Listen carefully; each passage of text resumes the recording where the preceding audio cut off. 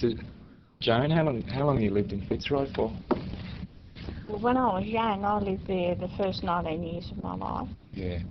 So I went to George Street School for about a week, and then I ended up having my primary education at Cambridge Street, Collingwood, and I went to the Fitzroy Girls High for a couple of years, which is in Bell Street, Fitzroy. Yeah. But I never lived there all the time. My father was on the railways, and we moved around a lot. I mean, my sister and I were born in the bush, but all the boys she just happened to be in Melbourne. Yeah. So they're all born in Carlton. So So you live there now? No, I live in Bundoora, and there's not many Koreas in my day there in Fitzroy, if any. Yeah. Because the reason most of them left was for better homes. Yeah. Because when I lived there, I lived in a basement.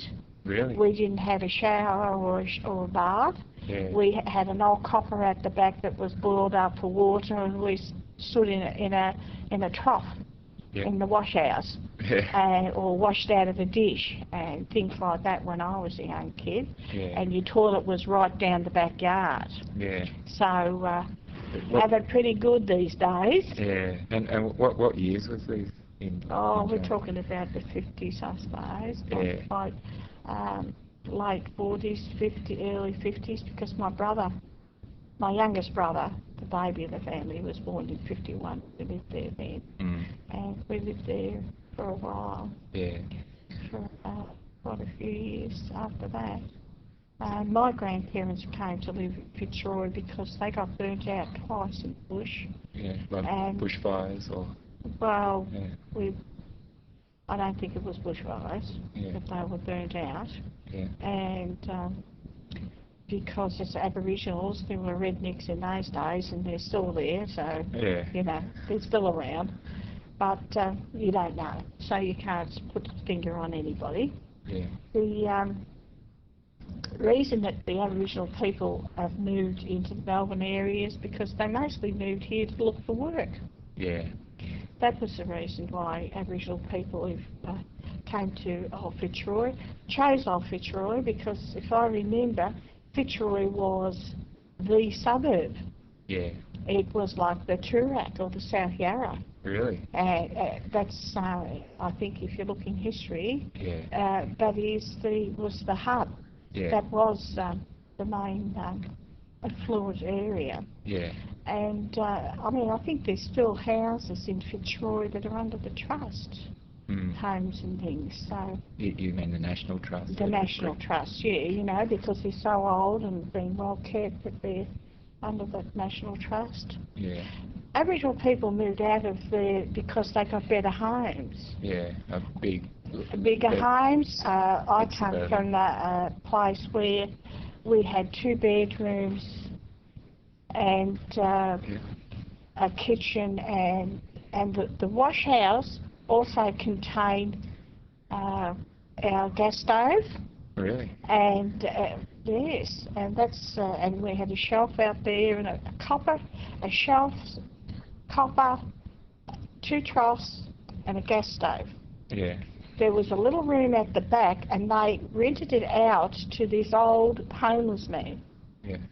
And he lived there until he died, I think, but we never ever used that room. Yeah. It wasn't our room. And we had a kitchen, your dining room and kitchen and everything is all in one, and these 2 bedrooms. And in that house, at one time, my mother was 6 children, her sister with 2 children, and her husband, my grandparents. We lived there, and if anybody come looking for a bed, they got one. Wow.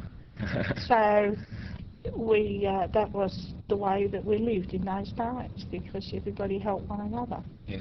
What street did you used to live on? We lived in Gore Street. Gore Street. My old home's still there, old 82, and it was in the basement, but I believe I've never been down there since I left. Yeah. I believe it's been renovated quite a bit since those times.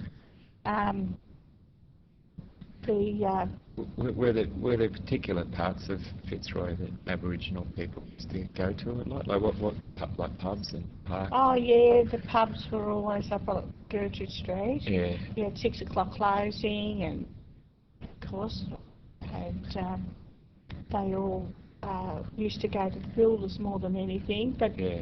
they went to all the hotels in that street, but mainly the builders. Yeah. And if you came from another state and Yeah. you wanted to find the Aboriginal community, Yeah. our Koori counterparts would come to that area. Yeah. And it's just like when you go to Sydney, look for Redfern, there's certain places.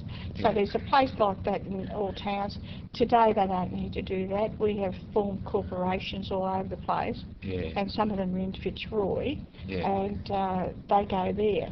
And Yeah. they find out where auntie, uncle, mum, dad have moved or where they are. Yeah. So there's places for all that now. So it's like a much more formal process, like.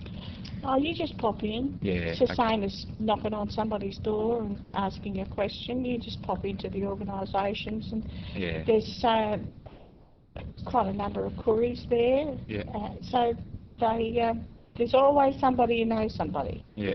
So you can't get away. And if I went from here to Broome, Yeah. there'll be somebody who knows somebody. Yeah. So you don't have that kind of problems in our community. Kinship networks. That's right. Yeah. We have very large kinship networks. Yeah. Yeah.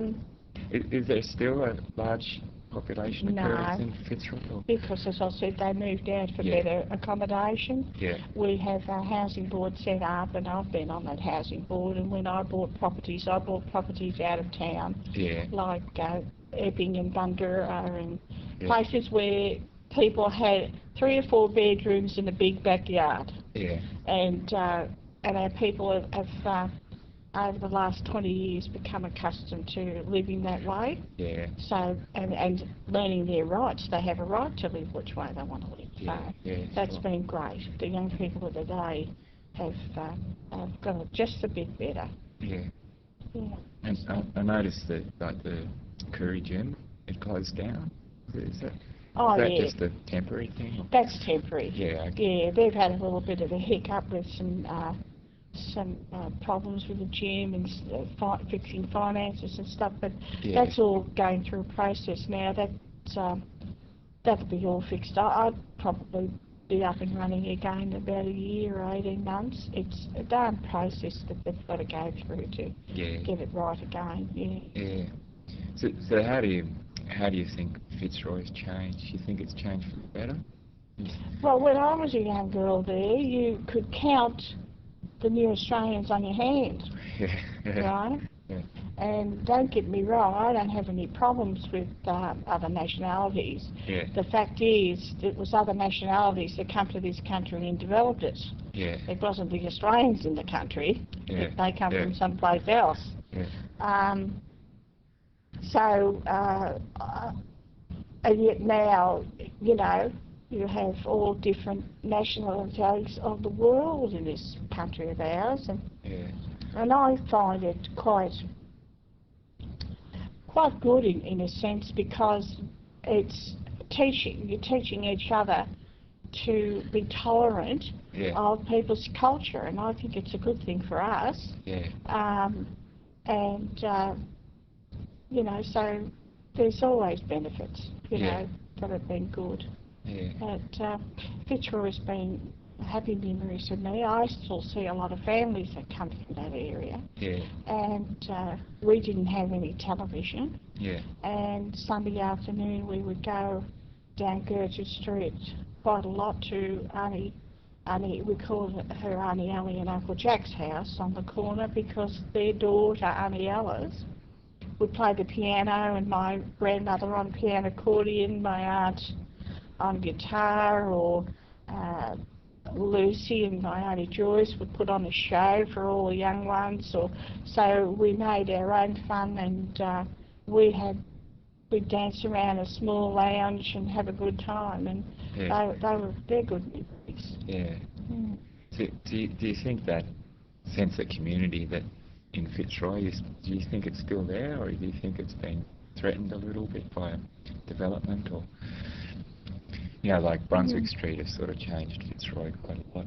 Yeah, I think there's about 45 restaurants in Brunswick Street. Yeah. I mean, you talk about Gertrude Street. There are always flats there. There were houses there. There was Moody's hardware store on the corner there opposite the old renowned in my day. And yes, and I mean, you didn't have a TAB. They had a bet up the lane on the, called it, what was it, the SB bookies and all that sort of thing went on in my day. And they were great, you know.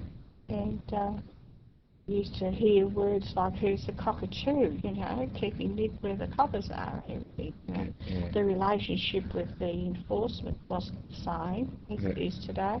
I think we're being taught to be far more tolerant and to understand, because of all the cultures we have here, they need to know about them. And we, of course, have all these cultures in our police force too. But, oh, they were good times in old Fitzroy.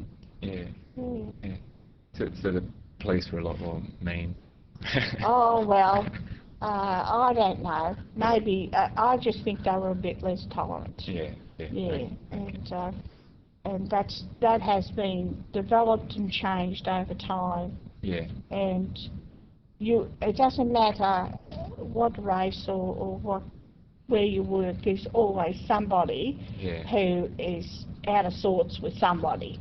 So you're never going to be perfect. But we here at the Trust work on a lot of things together with different communities and culture groups. So we hope it lessens a lot. So do you think that the community in Koori community in Fitzroy, that was the most important Aboriginal community in Melbourne? Or are there others spread around? It's probably the one that developed the community in Melbourne. But you do have another community that started up in Dandenong, and they catered for a lot of people from Gippsland. So, and they still do to this day. A group of Aboriginal people couldn't apply for funding to put on a dance or do welfare or do anything. 1968 or 69 it came in that they had to be a corporation. So you have Aboriginal corporations everywhere, and that's the only way Aboriginal people are permitted to receive funds, is if they become a corporation. And you have a lot of these groups set up to meet the needs of the community, and I think they started with the people that came from Fitzroy. And you've got to remember, the people in Fitzroy came from all over. So you had people there from Cumragunja, you had people there from Gippsland, from Lake Tyers and all that, and they lived there because they were churchgoers those days. So we're being interrupted for a moment. That's okay. You stop that. So that's they. What about other states? Or was it mostly Victoria? We have an organisation in Melbourne called the Aboriginal Advancement League. And actually that was another organisation of a lot of places in other states as well as Victoria. Did everything, everything under the sun. And you had people like Auntie Marge Tucker, Pastor Nichols, Stuart Murray, my aunt, my family, the Conley family, the Taylor family, lots of Lovitts. The Lovett family, you had more Lovett family in Fitzroy than anywhere. They were a huge family, and they were all community. But these are all community people I'm talking about. They all got together and started things, and people came down here to live because it was better in Victoria, and they come from mainly from New South and out of South Australia, of course.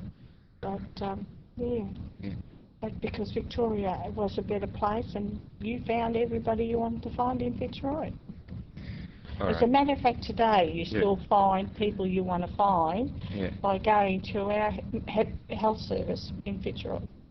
Because if they don't have anybody there that knows somebody, they know where you can find out where somebody is. All right. Okay. Thanks very much, Joan. So I hope that's all you wanted. Yeah, that was okay.